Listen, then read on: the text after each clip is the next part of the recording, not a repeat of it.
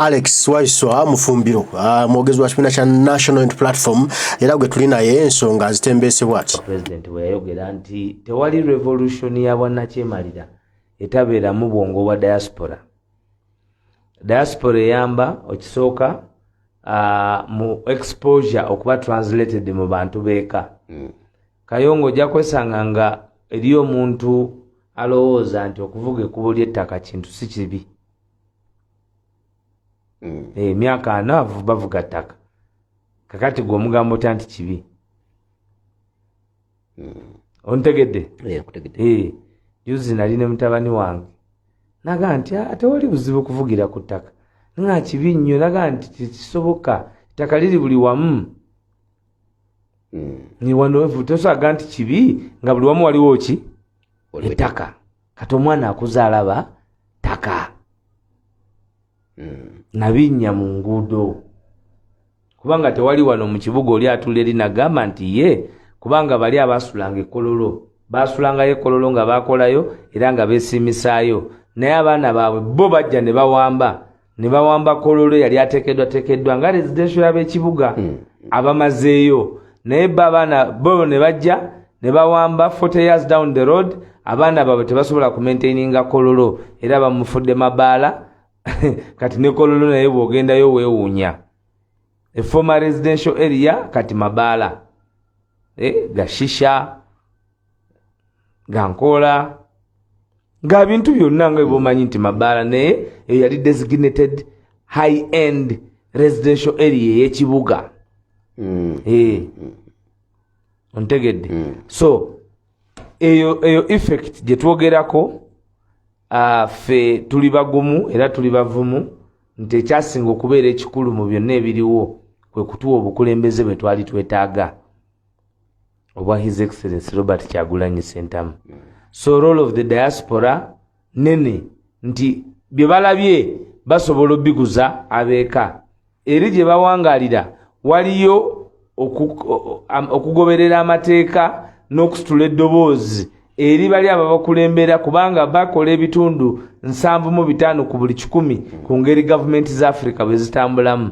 For example, budget ya Uganda gye boogerako ey'N7.2 trillion obutabalika 36 bugira mu grant okuva mu nsi z'ab'e Bulaaya mu nguudo mu World Bank mu kwewola okwenjawulo kwe muwulira nga twewoze okuletedde buli mwana okubanga abanjibwa kumpi miliyoni 2 azaaliddwa olwaleero kwegamba ebyo byonna biri as a global outreach n'okuba nti temuliving in isolation ng'ensi nti you are members of the World Bank, the International Monetary Fund n'ebirala.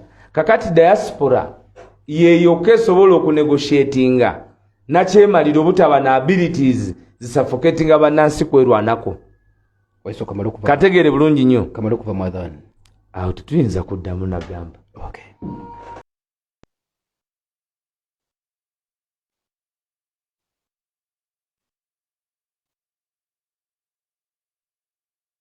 Nga beba negotiating at the financial part yamuwaliriza okubanga no Museveni ekyamalira n'enkolagana ye nabo kubanga kunafuya nakyemalira ne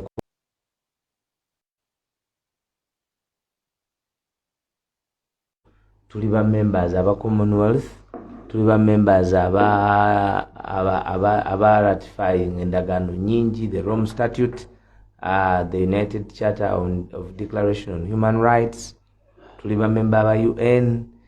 So global outreach ekyokubiri buli government eba nekye bayita foreign policy nakyo kya mugaso nnyo okuba n'omukulembeze ng'oredi asetinze agenda ku international stage. Ekyo gw'oyagala toyagala ekimu kuje n'Omuseveni ekyamuwaliriza okubanga asobola okolagana ne ba Amama Mbabazi nga asobola okolagana ne Paul Semwogerere Kawanga kwe kuba nti oredi bo balina international stature yali sobola okuteeka emikwano ku mmeeza. Kyobola abantu later on abantu nga Joash Mayanja Nkanji bamaliriza nga beba negotiating at the financial part of our country. So it is important okumanya nti every struggle must have a foreign policy. Then n'okuyambako okulaba nti nakyemalira teyeegazaanya nga talina gye bamugambirako nti olwaleero nakyemalira bw'agezaako okwegazaanya wano ennyo waliwo Germany ejja kumugambako nti Kakwenza wasalasala wa bwerere golowooza ekyo ekiro beebaka omanyi olunaku lwe bakwata His Excellency Robert Kyagulanyi Ssentamu ng'agenda okuripotinga ku poliisi ekibuli. It is one of the worst days of Sam Kuteesa. Era bagambira nti bawumule. Ate Kuteesa bimukwatirako. Yali Minister of Foreign Affairs. Yes.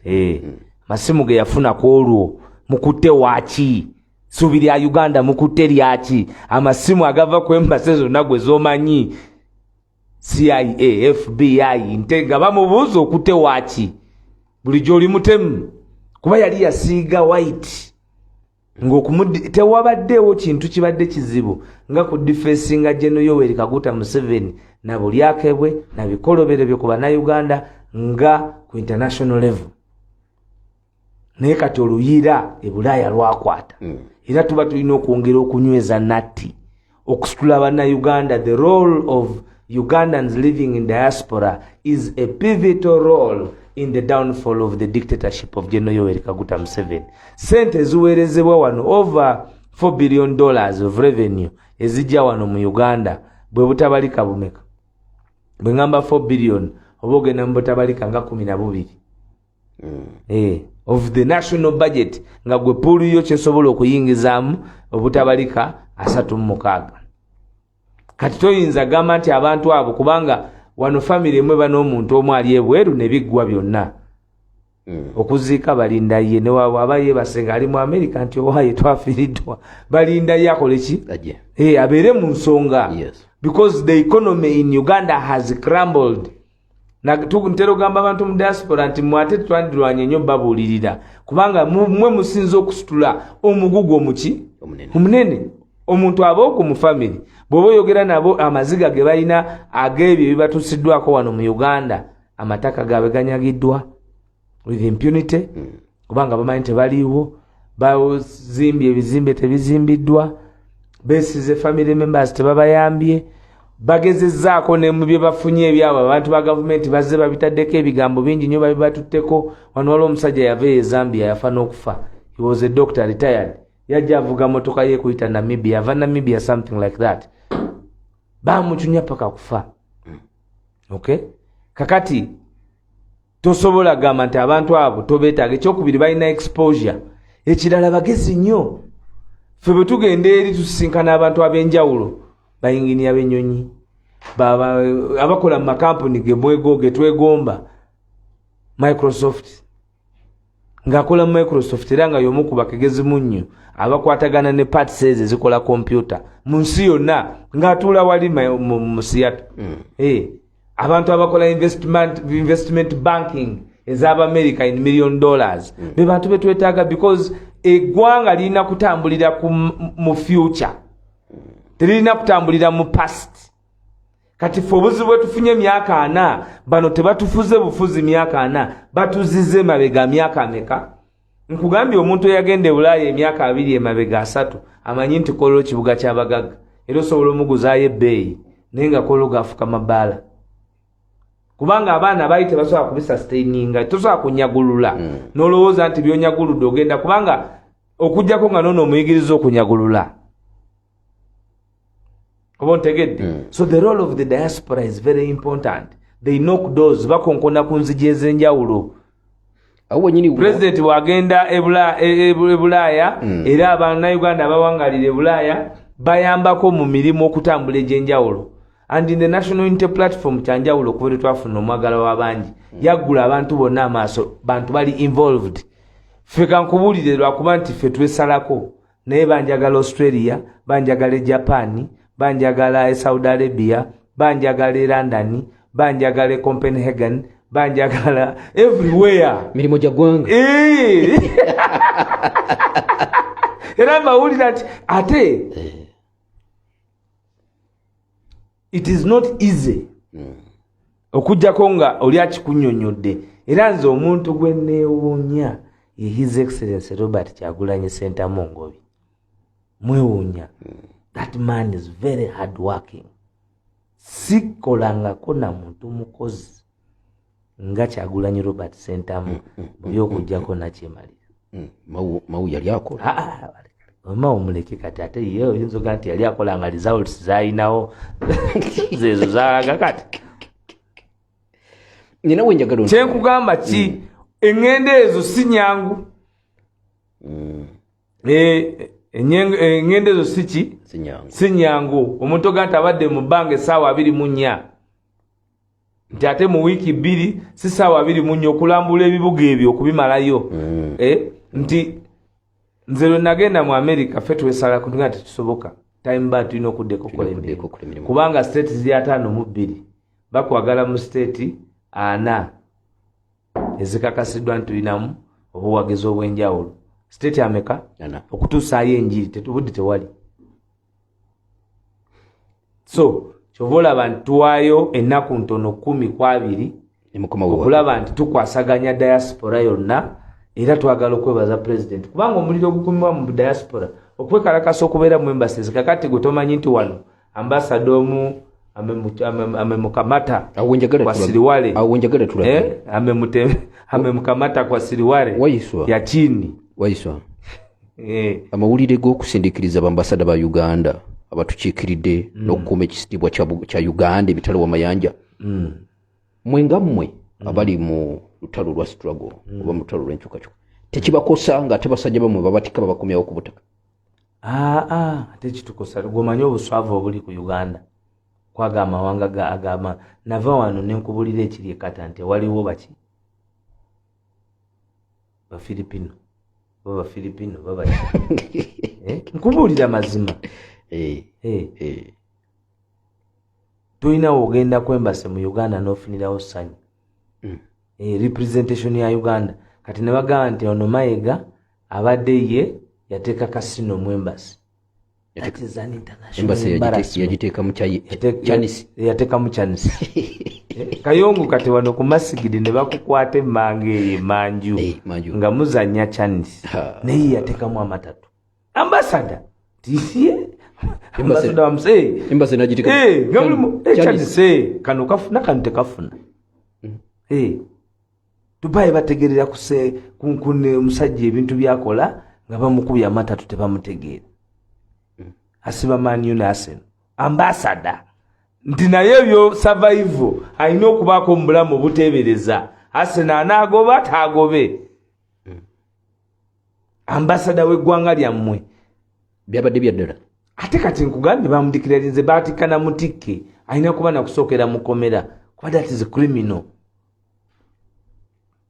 oli naakola ekintu ekiri undiplomatic omayinza ate ndi consultant mu international diplomacy naakola ekintu kyotasuubira nti omuntu yenna nga yagenda mu orientation okubugumizibwamu mu wiiki ezisooka asobola okukikola okwaŋŋanga bannansi okwaŋŋanga abantu abavuddeyo mu mateeka abalina olukusa kubanga bamanyira wano ebyobulisamaanyi ebyokakasa najja because ambassador gwe balonda as a result of political failing nti ba diplomat abeera diplomat ekigambo diplomat alina okubanga alina ebintu n'engeri gy'onywamu akenge ku mukolo bakakuyigiriza n'engeri gy'onywamu amazzi bagakuyigiriza n'engeri gy'okwatamu obuso kakati oyo bw'aba yeeyisa bw'atyo mu luguudo looza bw'aba atudde nabo ku mmere akola ati kuba diplomat oba representative w'eggwanga lyonna mu eyo ensi era babawo okusoobagana gwe bayita gw'okiikirira president ebyamangu gw'okiikirira bannansi ebyamangu naye oyo yabadde azannya amatatu oyo omuzanyi w'amatatu ate nga ye basajja banga basiloboti mbatumidde nnyo yagajja ku siloboti yali wa UPC kino jjajja byakoze gavumenti y'ekintabuli abantu be bonna be yakula nabo amaliriza nga alina okuba ngeri gyene gy'abasiimamu muzanyi wa Chinese kakati oyo imagine abaana abali mu detention facilities mu nsi z'Abawarabu imagine okutulugunyizibwa kw'abanyinaffe abali mu nsi ez'ekyombo ky'Abawarabu tayinza bana budde bwabyo nga bamukubye wano tofuna wano ofuna bazikubye zonna ate n'ogamba nti agenda kusigala ngassa alowooze ku abaana abali mu kunoonya survival olw'okubanga nti wano mwalemererwa enteekateeka. naye ono gundi ono we Acheng ye bagambye nti bamudikiralinga persona non-grata nti siba mu mangu tutakwagaana nti bagambye nti oyo ye mwamukoze ekigambo n'avaayo lwakwogera ku bikolobero byammwe ab'NUP anti ekisooka babadde balina ekisooka baba n'obulimba bwe bamatiza bannansi eri mugali amawanga okwekalakaasa nange nekalakaasa poliisi kubuuza n'okubuuza nti mwagala kuyitawa bannange tukoze tutya mutuusewo muti emizindalo gye mulina gikasuka kyenkana ki tubongere gisukawo ontegedde bulungi okubanga abannansi ensi yaabwe basobola okusalawo naffe abagenzeeyo obugenzi kubanga ddembe eryo it is your right kasita ogenda noba nga ofunye parameters n'ensonga nga weeri kasita oba nga kipande era ebipande ebyo bizuukusiza abantu bangi nnyo ne gavumenti nnyingi nnyo General Yoweri Kaguta Museveni gwe wabuuza role of the diaspora talina endorsement ya kuwangula kalulu kano etagiina gwe mpa congratulation message ya America ku Museveni okuwangula kano akalulu akawedde pa congratulation ya Bungereza yagezaako kubiteekayo ng'omuntu yamala n'abijjayo naye tuddiringa mu jurisdiction ne geopolitics ali kukiri nti every successful coup does not ate kateno gye bayita successful bloodless coup because General Museveni has toppled the constitution, has raped the entire jurisdiction of the doctrine of separation of powers and the sanctity of the moral fiber of democracy to our nation without prejudice. Oyagala toyagala. Okay. Bagiyita Pal FM 17. Appointing omuntu nga tabugumiziddwako wadde. Newankubadde mmwe bambasada be bagobye mwe mubatwalanga ekitagasa naye gavumenti egamba nti yo omanyi ba pain ba ambassadorial staff ba diplomatic staff abantu abayigirizibwa obuzibu bwe bayitamu obungi ennyo okubanga bakolagana n'abantu abali extremely naive, inept and corrupt okubanga be bahead ba those embassies, political heads, because ambassador omusindika mu nsi okusinziira ku buvunaanyizibwa n'enkolagana nayo gy'oyagala obeere n'ensi eyo. Oba ontegedde nti diplomatic relations ye alina okuzikiza omuliro gwandibadde gwaka wakati w'amawanga naye kati ono yafiweringa muliro. Oba ontegedde the role of diplomatic relations kwe kuba nti wabeerawo okwogerezeganya nga National Unity Platform bwekkiriza nti mu nkola ya demokrasiya buli omu ng'asalawo nga bw'abasazeewo nga temuwambye bantu, nga temutulugunyiza bantu, nga temukutte baana ba bulenzi wadde ab'obuwala, nga temubatreatinze nga batali bantu, tusobola okwogeraganya ku biki Uganda gye twagala tutambuleko era ffe kubanga ffe lyaffe libadde lyabuwaze taasulewo taasiibewo. Okay. Bagiyita Pal FM 17.9 ekkula eri omuntu wa bulijjo. Mukulu wa Iswa watuukidde nga ababaka beeteekerateekera okugenda eggulu okutandika entuula zaabwe eza regional sittings. Wabaddewo okubagana empawa abamu ku bali ku ludda oluvuganya gavumenti bajeemedde ebiragiro bya loopu nga bagamba nti tulina okugenda tandikirawo. Ekyo kisuubirwa kubanga sente nyingi ezitambuzibwa. Ekyokubiri ku ludda lw'abantu abantu bakimanyi. Njagala nninde mpulire mu lukiiko olwo bagenda kuyisa ebyuma bya kansa mu mambuka bimeka kuba kateri n'ekimu. Njagala kuwulira eyo gye bagenda okutuula bagenda kukyusa ku bulimba bwabwe, bagenda kukola kilomita z'enguudo meka mu mambuka. Ladies and gentlemen, I want to hear the Parliament of Uganda pronounce itself on electrification of northern region. Njagala mpulire ettaka lya APA Museveni agenda dibadiza. Njagala mpulira ebyo. Okujjako kuwuddisa bannansi, okudduka mu kibuga is clear. Kubanga bamanyi nti essaawa yonna government will be toppled. Balowooza kababiteeseze ewala n'okulowooza nti bagenda condescending abantu nti babaleetedde ssente. Oli nagamba nti parliament ennamba ekimu ku bitwala lwaki etutte. Mpulidde omujego oyo gwe muyita speaker. Muwulidde ng'era ali mu ngeri ye eya bulijjo eyo ey'obutafaanana nga bw'alina kufaanana. Nti omanyi parliament bwe tunaagituuza eggulu woteeri zigenda kujjula. Is that kati ekyo oyinza okugamba nti the whole nation should benefit by that type of modus operandi? Nti muyinza okuba nga yeeyo national strategy yammwe ey'abannansi okufuna mu gavumenti nti genda tuuzaayo parliament. Tenti ya photogenics evudde eggulu. Evudde eggulu. Okubuzaabuza bannansi. Ntwala wali obumu ku banno abali ku nkubuulira nti ensonga zonna z'olaba bakola kwe kudduka responsibility of accountability babanjibwa nga balowoozesa abantu kati nti katugende tukifuule tribal. Tujjukire Jacob Olanya. Jacob Olanya gw'ojjukira ennyumba mu ababaka ba parliament mwetemu okugimaliriza. Mwagimaliriza gye yali azimba bannamawulire mu Nyambe gye mbamuleeta. Temugenda waliwo yakyadde. Mundeetera amaka ga Jacob Olanya ge yali azimba. Bw'aba omunene bw'atyo ku kyalo ng'ebibye bwe yavaawo tebiggwanga, kiki muyinza okusuubiza abantu b'ekyalo ekyo? Ensisira zigenda kuvaawo. Abantu banaafuna amazzi ag'okunywa amayonjo. Munaabunya amasannyalaze ne bava mu Tadooba. Muleke kulimba na kuwuddisa bannansi abantu okubalowoozesa nti region because one district bweti musasanyiza obuwumbi 5 mu kisaawe. Obuwumbi bumeka 5. Kati otugamba woteeri kubanga mugenda ne muzimbayo woteeri zammwe nga bannabyabufuzi tezirina mirimu kati mwagala okuzuwa emirimu. Olina kugambye nti kino ekyokusiba ekikookolo kyali kisuubirwa. Lwaki kyekituufu? Toyinza Joel Tusenyonyi gwe mayita ayinza gendamu obwo bulyake. That is corruption. Kubuzaabuza bannansi nti banaye katuze kubiteeseza ggulu kitegeeze Kampala byabalema tebaddamu bazza.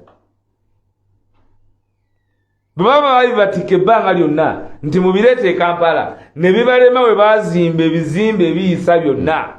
Titubakooye okuvanga eggulu kati egenda kuba mumaze okuteekawo regional government zigenda kutandika okubeera operational. Oba jjajja yakooye Rubambensi nti mumulimbidde mumudyekedde omwo era abatambuze mu mutambuze Uganda yonna ajja ayogerereko mu Masaka, ajja ayogerereko mu Mambuka, ayogereko mu Maserengeta, ayogereko ne Mbemanga ne Mbogwanjuba. Kino kireka wa Joero. Ffe tetulwana lutalo lwa mmere lwa piraawo. No, we don't fight about today. Era kyova olaba olumu tuwetekoona ng'olaba nti NUP eyo neba ng'ate ekyo kyeki lwaki egenze mu kuwoza yandibadde kyekisirikira tugamba tulina bye tuyimiriddeko toyinza kutujja ku ebyo bye twatandika. Fabamu, you can't. We have sworn to liberate this country at whatever cost, and we have a leader. Because a revolution without a leader is not a revolution. And that has been the problem of this country. Okujawo abakuusa abalimba abaferesuuti tubeere n'omukulembeze ayimiridde obwentogo ku nsonga z'abannansi. Kyova olaba tutuuse wano we tuli nti kati olwaleero nakyemalira option z'alina kutwala abannansi mu magye n'abakuumira eyo mu General Court Martial. Kati obwa General tebukyatunulira bajaasi kubanga luli basooka kubatta Mukunde nga be banyeenya within nga baga nti Tumukunde myaka 9 kati Machete yakamalayo 5 omugamba ki? Kalanzi yakamalayo 5 omugamba ki? Era tebayinza okukulowoozaako kwe kwagala okukwata liability ate abakutta abaana ne babasiba ku ffe. Mulaba mwasibye abaana b'abantu nogalaba omujego ono. Mujega kika kyona atinza okuba nga ate ayagala okuteekawo emboozi etakwatagana olwo abasiba yaba ne credit. Okay, bagiyita Pal FM. Waiswa abana walaze empaka banakibiina kye NUP ne bagendayo banakangavulwa. NUP munayi nagamba nyanja kyona kyogerera wano NUP nyanja gwe buli kifo ojja kukiraba nga kiri kungulu mu budde bwakyo obutuufu. Bwe twayogerera mu puroguramu eyo abantu bangi tebatumanya naye leero kati bamanyi we tuli. Nenkugamba ne webasabulenya otagiwona etatengereza kwa surface hapo. Kanje tandikira awo. Toyina sabulenya gyolaba oba zolaba. Owayangani bainongo bagaine amagombe gali bali awo abegomba Tamale emirundi yafa. Tamale emirundi yafa. Tamale abantu tebamanyi. Namala ne Tamale emyaka Esther ndowooza yayinza ogimanya. Esther gyoyisitera nze okusaasira kwange ate tekwabadde erimu eri famire abasinga gye mmanyi. Nze famire yaffe ne Tamale eya Joyster awo olaba wabadde akolera vidiyo ezo era nze omuntu omu ku abo abaali ne Tamale awo ku Joyster musajja w'enfanfe. It is absurd nti era afudde abantu tebamutegedde. Naye nze yaŋŋamba nti eriyo myaka gy'otuukako noba nga ate to live is more important than to die. So ebintu ebimu yatunuliranga aspect olw'ebingi bye yali amanyi nga alabanga it is only his survival instinct gye yaliko ti bwalwana nga agamba awagira muhoozi bajja kulowooza nti akola ki kijja kumuwa security kubanga Tamale olumu kati ebiriwo bwe yatandika emboozi ya abantu okuba nti batunda parts z'abantu buli omu yalowooza nti mwenge ng'era abantu bwe balowooza kati nti okugjako Museveni njagana mwenge. Tugenda okuwetekoona nga kituufu waliwo abanene mu gavumenti abaali batandise omulimu gw'okutunda ebitundu by'abantu. Era Tamale muwala we bwafa eyafa ng'azaala Emmengo nali naye biseera ebyo Muhammad Nsereko yali andoopye nali mutadde ku ntandaalo y'amaanyi g'abantu n'agenda addukire wa Tamale andoopye. Tamale agamba Waiswa kwa Tamale abadde akimanyi nti nze you can't compromise me. Era nga yabagamba he knew it because Tamale saw me with Kibule long time ago. Just like Kibule knows it, just like Kaihura knows it, just like Museveni knows it. Just like okujjako kati abato bano abatatu abajja kati saawa zino nefe jajja tukubaganye naye kuva ku university era nga atulisa maanyi tewali kirala kyonna story empanvu. Era amanyi we will not and we can never. Era amanyi kubanga atuuka n'alaba nga babadde badduka nga tuva wala nga buubwo bujja ate kati bujja ne Kyagulanyi buubwo jajja byabako muke buubwo kubanga yali amanyi nti twafa. Naye kiri Kyagulanyi kye yagamba ekimuli ekikola ki ekimera mu nkokoto kati yefe ebimuli ebimeze ate bannange Kayongo Mukama Katonda ono Mukama leero tuwese linekoona lino lyetuwese lino lyetuwese Kyagulanyi mumusanga dda lino lyetuwese wane wabadde wazibu no bend over kasita wese wano ebisigadde nkulayirira wallahi billahi talahi Munnayuganda osigaza kintu kimu kibuli ebisigadde gone case internationally foreign go badde obimbuuza nti role of the diaspora eyakabulungi kanzi gye tutandikira Waiswa.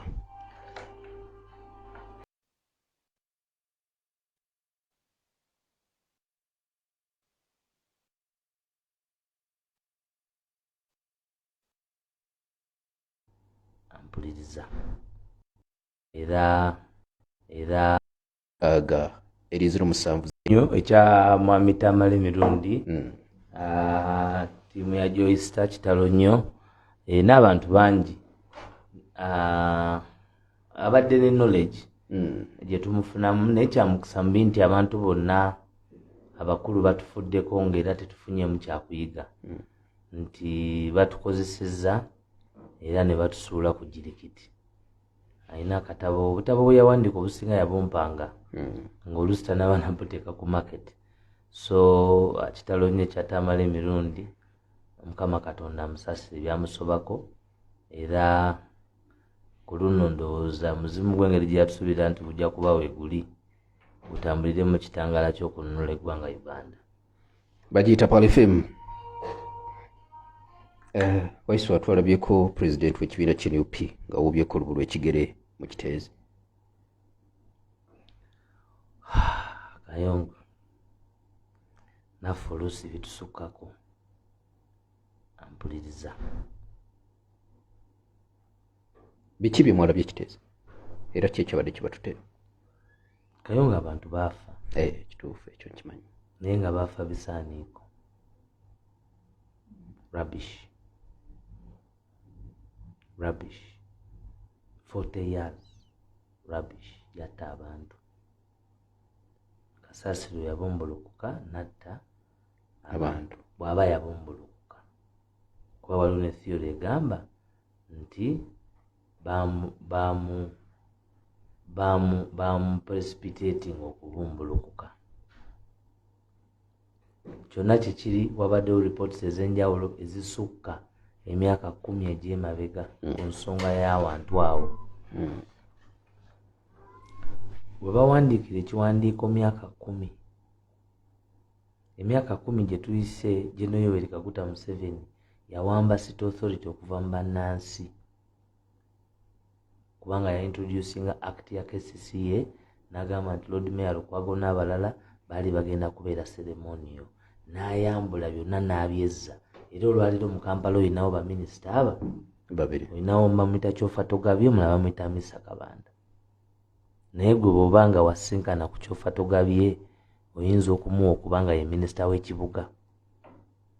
Tuve mu by'okugamba nti kati tutuwuliziganye nga bannansi, nga gwoddukanya nsi ogyagaliza, era nga waliwo system nga wawamba ku bantu nga Lord Mayor n'abalala abakulembera ekibuga, kubanga Kyofa Togabye ne bwe yeesimba kuba kansala mu kibuga teri ayinza mulonda. Alina buzibu ki Kyofa? Tasobola kuba na direction ya ggwanga.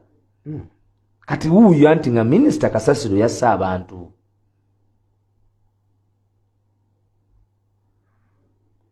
Kubanga ye obwongo bwe bukoma wali yafuna atya omulimu kukuba nduulu. Tasobola kutuula. Being realistic, gwegenda kumacha okole scrutiny ku Kyofa Togabye. Kyofa Togambye ali extremely excited n'okuba mu kibuga, tanaba na ku overhaulinga kugamba nti kati mu kibuga ali over excited n'okuba nti minister. Kati yakulembera ekibuga, lwaki Kasasiro tate bantu? Lwaki enguudo zinaaba teziina clearance, zinagenda zinabomoka? Kubanga first of all appointment gyotaddewo ojje ku bannansi omulamwa nti bo tebasobola kulonda political head, oleesa ababo gwe ali exposed, and this is what you have delivered. Okay? So, but the challenge is not on the appointment. The challenge is on the appointing authority. Kuba vision gyabadde nayo yeeyo. Kati tuditoriatinzi tusose kugamba byabunjigiriza natunyonyola ne batugamba temuyina program mwe mugenda kola mutene newe tuba tetuyina program fe tuyinza okwata ebyokusoma nga bibiri kati. Kubanga bamba presiding over government nga Kasasiro yata abantu General Museveni ayagala tumujjukire kochi tumuwe bimuli kuki Kasasiro rubbish nga rubbish. Olwaleero by this 21st century asobola okubeera decomposed n'afuuka manure, asobola okukozesebwa n'afuuka amasanyalaze, asobola okurecyclingibwa. 3 components of disposition nga byonna biri bina financial implication eri positive eri development y'eggwanga. Era abamu ku baana abaafiirawo baali bagenze kulondalonda bucupa mu Kasasiro kubanga talina well segmented mu ngeri gye bamusolozaamu. Kakati ye regime abantu gye babadde balowooza nti yalina blueprint of bano babadde basurvivinga day by day leero tulidde kasita tulidde enkya ne luziba and Ugandans we have not tubadde tetukiwanga budde ffenna nga bannansi kulaba nti bano byoya byanswa. President Kyagulanyi ab'ekitezi yabagambye eki? Of course okisooka tolina kyosobola kubagamba okusooka okujjako okubasaasira ekitandikirwako because abantu bafudde nakati gavumenti eyeewaana nti yamagye y'amaanyi nti erina buli kimu tenasobola days down the road tenaba kuzikulayo bantu bonna. Leero lwempulidde minisita nga ayagala okukakasa days down the road, over 20 days down the road abantu bakyali mu kasasiro. Kati look at the pollution ebadde mu kifo ekyo nga tonatunulira bafudde kati tunulira wabumbulukukidde bw'aba yabumbulukuse nga bamudeclaringa 10 years ago nga honorable we Wakiso Naluyima akugamba nti yakipresentinga ne ku floor ya parliament okeera otya n'oŋŋamba n'onkakasa nti eriyo ekirala ky'oyinza okuweereza bannansi era onkakasa otya nti ebyobulamu mu kitundu ekyo bibadde bitambula. Bwe baba bakuba ebifuba nti buli wamu tulinawo LC BNRM kati olwo LC NRM atambuza ata information okutuuka ku system gye mugamba nti eri structured era ekola okuggyako obufere suuti obufere yaye bwe bumuwakwata bannayuganda 40 years bwe mugulirire ababadde balaganga nti babavuganya ne batambuliza nammwe mu kateni. Omwagala w'abangi bwazze n'atuyambako kyova olaba nti ne bino kati bisoboka kubanga balina impunity tebafa ku it is a cabal bo we basettinga akaala akatono we basula nga era ntegeeza nti akatono balowooza nti ensi egenda kukomaawo. Nawulidde President Kyagulanyi agamba nti gavumenti bw'etabaliyirire agenda gikuba mu mbuga z'amateeka.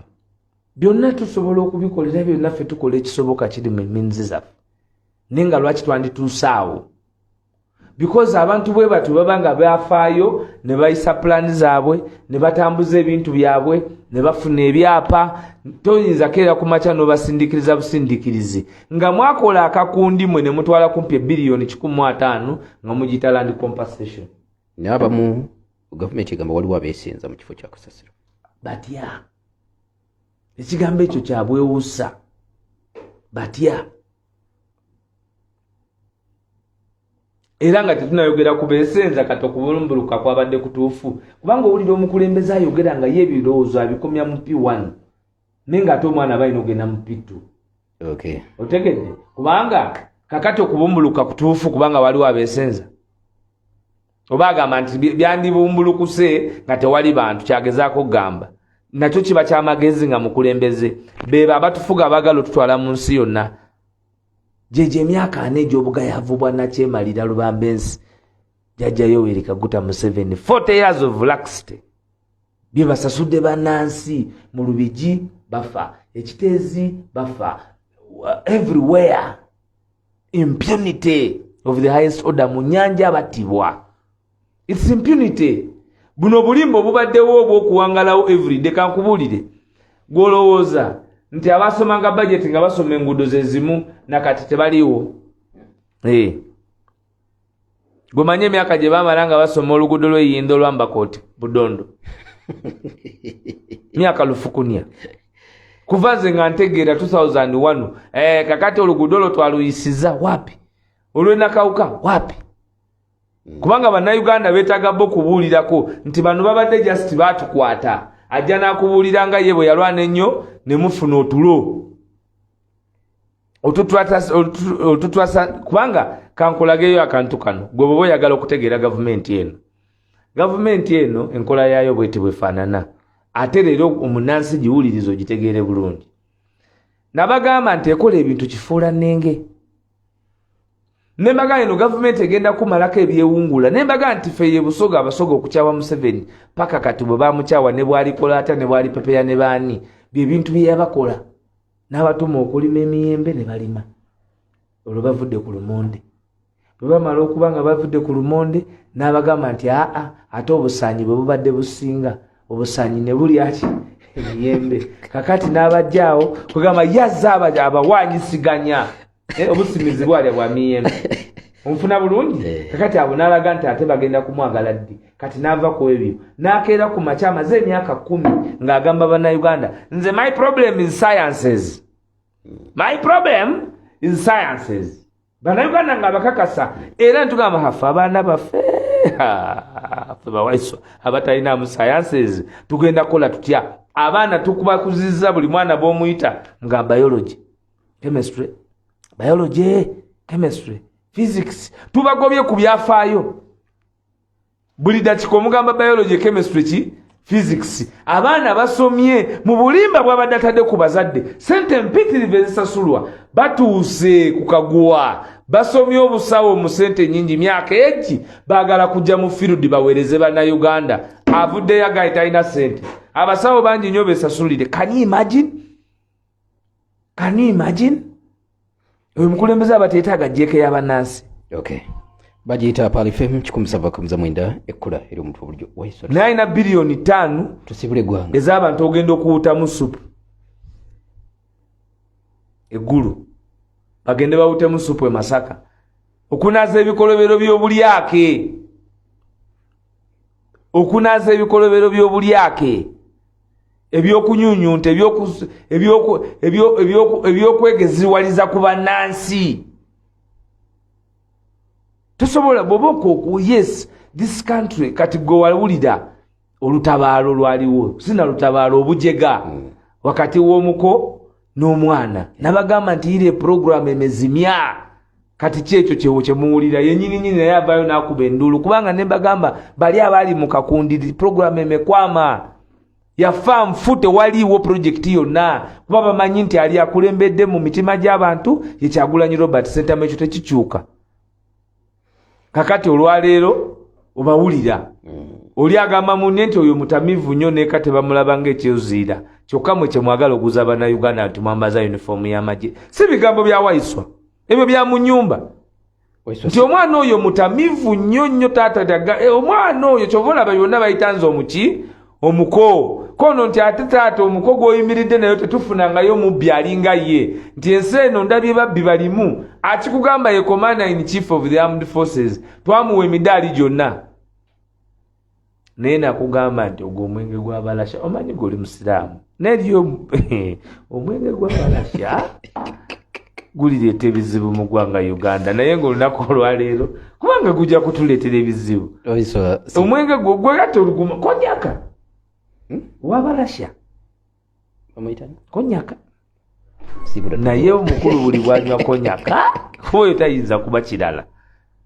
twiti zaali za konyaka agenda okuzijjayo ng'ensi yonna yazifunye dda alumbye eno alumbye eri naye kati olabira ddala omuntu nti n'ebyobukulembeze si byakola ki si byaliko ate era n'olaba nti n'ono taata pungulu talina kyayinawo gw'otandika oti ogamba nti ebyokusikiza abantu etali empire yo nti ogenda bireeta mu mukodomiwo kakati ekikulu kya byonna njagala kuyozaayoza president ne mama Babi Kyagulanyi olwaliro myaka gyuze 13 kasookedde bayingira mu bufumbo obutukuvu sebo Mr. President mwatwagazisa okuba n'amapenzi mwatuwa direction manyi president oyo abadde musaale mu kuwa direction eri eggwanga n'abantu abavubuka okwagala obwakabaka bwabwe yamala kuyimba kayimba kali njagala nkole ntya nyimbira kabaka wange buli munaga nti ebyakabaka bavubuka ne tukula nga tumanyi cultural institution kyobola bandaba nga bamuvoola kati najja mu by'okuwasa nzijukira nti emboozi yatandikibwa omugenzi Cyprian Lwanga era Cyprian Lwanga leero bwe nzijukirire nga nti Mukama Katonda amusaasire kubanga ye ebimu ku byamutisa nti lwaki Cyprian Lwanga ye officiating emikolo gy'omulasita nti Cyprian Lwanga gwe baakozesa mu Catholic Church okutendeka Kyagulanyi okujjako Museveni kyekimu ku birowoozebwa nti Mukama Katonda yamujjulula mu nsi eno ew'omukuzaama naye nga kyanaku ate nga mawulire gasanyo kubanga generations and generations kati abantu bangi nnyo tuwasiza nga nange mwendi naye nga twegomba family institution ekyokulabirako ekyomukwano oguli wakati wa Babi ne Bobby eriyo wobatuukako n'ogamba nti era bano ye Babi ne Bobby nga omukwano gwabwe oyagala ate bwogezaako ewaka mwanattu era naawe ofunayo ku bubonero so mubaire bantu bakyakuboneraku tweyanza okuba nti nimwe muli kulembera omujiji gwaife era bannayuganda kyebatuma buli lunaku njagala ndabeko tulaba nti Bobi alina amapenzi naye njagala ndabe ku mapenzi ga Bobi ne Babi nga tuli mu eri ya gavumenti entebe mu ntebe. Okay. Happy birthday Susan wakitegedde Susan gali mazalibwa ge tetwaliwo simanye bya keki jona yatera okubikwasaganya oba babikola nga tetuliwo naye omu ku bannaffe jangu abantu bakulabe jangu bakulabe ko leero face omu ku bannaffe Tike Media Suzi abantu yono Suzi abeerawo wano Tike Media muwala w'empale ayogera olulimi olugisu sebo Madam Susan eriyo nakuyise sebo naga nti namutisse obwobumbeja bw'empale nalabimu akabateeka koso tukwagaliza amazaalibwa amalungi namwe n'abakola mu studio Mukama Katonda bantu bawe namba yo kubanga abantu bangi bansaba enamba yo but unfortunately sagibawo. Okay, kale bubunoonya kino sitera kikola naye kankikole eri 0753 23 75 0753 23 75 71. Okay. Byebyo tweyanziza Alex Waiswa Mufumbiro obako obulungi obwo bw'otuwadde olunaku lwaleero kati nno gwe wenna Munnayuganda gy'oli yongera kuddemu embavu okimanye nti amaanyi gakyalwera tukyalina obuvunaanyizibwa bwaffe nze naawe n'oli wamu okutereeza Uganda tewali mulala luno lugendo lwaffe nze n'okutambula lwentambudde naawe tambula lwotambudde Waiswa atambule lwatambudde President Kyagulanyi atambule lwatambudde n'oyo n'olina lifena tutambule bwe tunaagenda okumaliriza wali buli kimu kijja kuba bulungi kijja kuba kitweyagaza kikyongera okutuwa essanyu omukwano n'okwagala era kijja kuba kikyongera okutumatiza munda muffe nti wamma buli kimu kyatambulira ddala bulungi eggwanga lyaffe twalitereeza ate nga ffe tulina okulyetereereza teriiyo mulala teri mulala agenda kutereeza ggwanga lino okuggyako nze naawe ne Uganda twakugitereeza nga tusitugiddemu nga tukoledde wamu okulaba nga ensi yaffe wamma ebeera ensi eyegombesa ebeera ensi eyannamaddala eggwanga eriwo ekitiibwa abantu baalyo eggwanga eryagaliza abantu baalyo eggwanga erisanyufu eggwanga erimu okwagala erina omukwano erimu buli kimu nga tukyenyumirizaamu nga ffe bannayuganda.